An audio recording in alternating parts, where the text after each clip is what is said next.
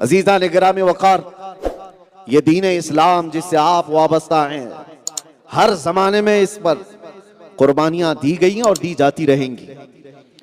یہ قربانیوں والا وہ عظیم دین ہے جس میں جو جتنا لاڈلا رہا وہ اتنے زیادہ قربانیاں بھی دیتا رہا۔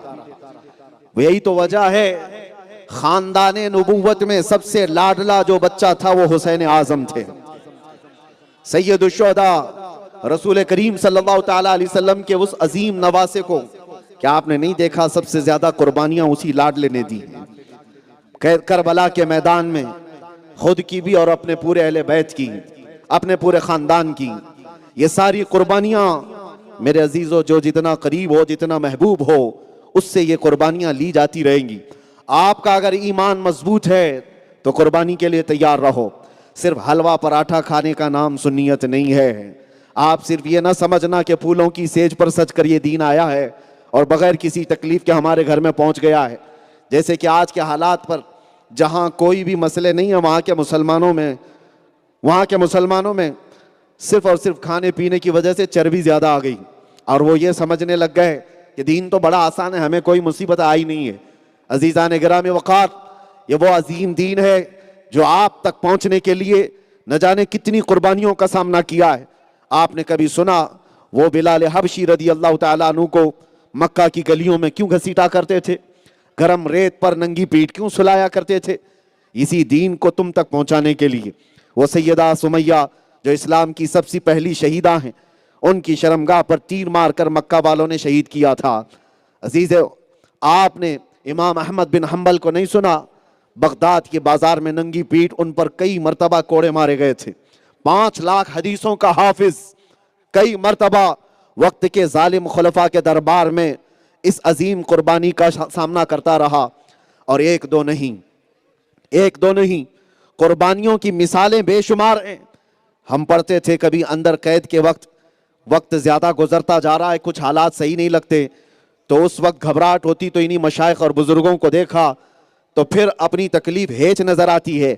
سیدنا امام موسیٰ کاظم رضی اللہ تعالیٰ عنہ، امام جعفر صادق کے وہ عظیم بیٹے جن کو 7 سال تک ایسی قید میں رکھا گیا تھا کہ انہوں نے سورج بھی نہیں دیکھا، سورج نہیں دیکھا تھا، اندھیری کوٹری میں، پھر زہر دے کر کے جیل کے اندر ہی انہیں مار دیا گیا تھا، ان کا جنازہ وہیں سے نکلا تھا۔ امام محمد بن حسن عسکری یہ اہل بیت میں سے ہیں، ان کو 20 سال تک قید کی مشقتوں میں رکھا گیا تھا۔ 20 سال کس کو کہتے ہیں؟ زندگی آدھے سے زیادہ گزر چکی ہوتی ہے۔ حضرت سیدنا مجدد الف ثانی احمد فاروقی سرہندی، اکبر نے ان کو گوالیار کی جیل میں کتنے سالوں تک قید رکھا؟ 8 سال تک۔ اور یہ وہ علماء ذوی الاحترام ہیں، یہ مشائخ و سادات ہیں جنہوں نے اس دین پاک کے لیے قربانیاں دی۔ وجہ کیا تھی؟ صرف اس لیے کہ آنے والی نسلوں تک اسلام کا سچا چہرہ صحیح سلامت آ جائے۔ آج جو تمہارے سروں پر ٹوپیاں ہیں، جو تمہارے چہروں پر داڑیاں ہیں، یا یہ بلند و بالا مینارے نظر آتے ہیں، مسجدوں کی رونقیں ہیں، یا ہماری ممبروں اور محفلوں کی رونقیں ہیں، یہ صرف اور صرف آج کے پیسے والوں اور سیٹھوں کی مدد کی وجہ سے نہیں۔ لوگ یہ سمجھتے ہیں کہ دین گوگل سے پھیل گیا ہے۔ آج جو ہر بچہ یہ سمجھتا ہے کہ اپنے دین کے مسائل گوگل سے سرچ کر لوں گا معلوم ہو جائے گا، نہیں میرے عزیزو، اس دین کو تمہارے گھروں تک آنے میں بہت ساری قربانیوں کا سامنا کرنا پڑا ہے۔ اگر آج دین کے لیے کچھ قربانیاں دینے کی بات آئیں کائیں شائیں نہ کرو، بلکہ یہ دین وہ ہے جہاں پر ختم کرنے کے لیے ہر ممکن کوشش کی گئی۔ آج بھی میں آپ سے کہتا ہوں، زیادہ سے زیادہ کیا ہوگا؟ قید۔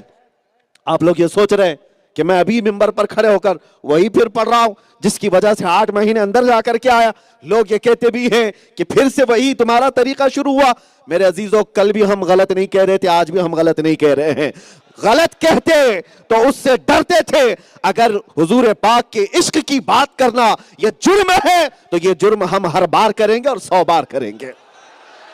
صرف اتنا ہی نہیں، محبت مصطفیٰ میں بات کرنا جرم ہے تو 100 بار کیا، 1000 بار کیا، ارے سرے دار بھی کریں گے انشاءاللہ۔ آج سے میں یہ کہتا ہوں، زیادہ سے زیادہ کیا ہونے والا ہے جس سے خوف و ہراس کا ماحول آج پورے ہم ہر علاقے میں دیکھ رہے ہیں۔ ڈرے سہمے ہوئے لوگ اپنی داڑیاں کٹوائے، اپنے ٹوپیاں چھپائے اور ایک لبرل بننے کی کوشش کرتے ہیں اور ایک نیوٹرل آدمی بن کر جینے کی کوشش کر رہے ہیں، ناموں کو بھی چھپایا۔ کچھ نہیں ہوگا، نہ تمہاری داڑھی تمہیں موت لا سکتی ہے، نہ تمہاری ٹوپی تمہیں موت لا سکتی ہے۔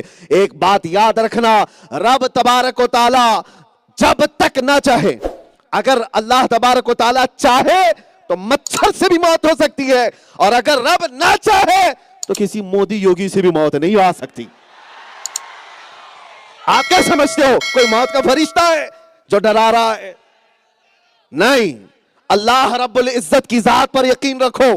آپ یہ کہہ رہے ہیں، پھر سے ہم وہ کہہ رہے ہیں، کیا ہوگا؟ ہمیں جس جگہ سے گزارنا تھا گزار لیا، اور گزرتے رہیں گے انشاءاللہ، اور یہ بولتے رہیں گے، اس لیے کہ ہمیں پتہ ہے ہماری گردنیں کٹ جائیں گی، زیادہ سے زیادہ دنیا میں یہی ہو سکتا ہے۔ اس سے اسلام ختم نہیں ہوتا، اس سے اسلام ختم نہیں ہوتا۔ آپ نے کبھی دیکھا ہے ہم سے پوچھنے والے کہ حالات کے اعتبار سے آپ ڈرتے کیوں نہیں ہو؟ ہم نے ان لائٹوں کو دیکھا ہے، ان کے اطراف جو پتنگے آتے ہیں اڑتے ہیں، ان کو کیا کہتے ہیں جانتے ہیں؟ پروانہ کہتے ہیں۔ چھوٹے چھوٹے کیڑے جو آتے ہیں ان کو کیا کہتے ہیں؟ پروانہ۔ اور یہ شمع کے اطراف گھومتے پھرتے ہیں، کیوں آتے ہیں یہ؟ ان کو روشنی کی ضرورت ہے یا کیا ہے؟ نہیں میرے عزیزو، یہ پروانے جان دینے کے لیے آتے ہیں، شمع کے اطراف گھومتے پھرتے ہیں اور جان دے کر چلے جاتے ہیں۔ اور حیرت کی بات ہے، ایک مرا، دو مرا، تین مرے، ان کو دیکھ کر کے دوسرے کیڑے پیچھے کیوں نہیں چلے جاتے؟ ہمارے سارے بھائی تو اس روشنی کے اطراف مر رہے ہیں، ہم کیوں جائیں؟ نہیں، ان پروانوں سے پوچھو تو وہ بتائیں گے، ارے میاں تم ہم سے پوچھتے ہو ہمارے بھائیوں کی موت ہو رہی ہے پھر بھی ہم شمع کے اطراف کیوں جا رہے ہیں؟ اس لیے کہ سن، ہم پیدا ہی ہوئے ہیں شمع کے اطراف گھوم کر جان دینے کے لیے۔ اسی طرح میں آج سے کہتا ہوں، جو دنیا ہم سے یہ سوال کرتی ہے پھر بھی آپ عزت رسول کی بات کیوں کرتے ہیں؟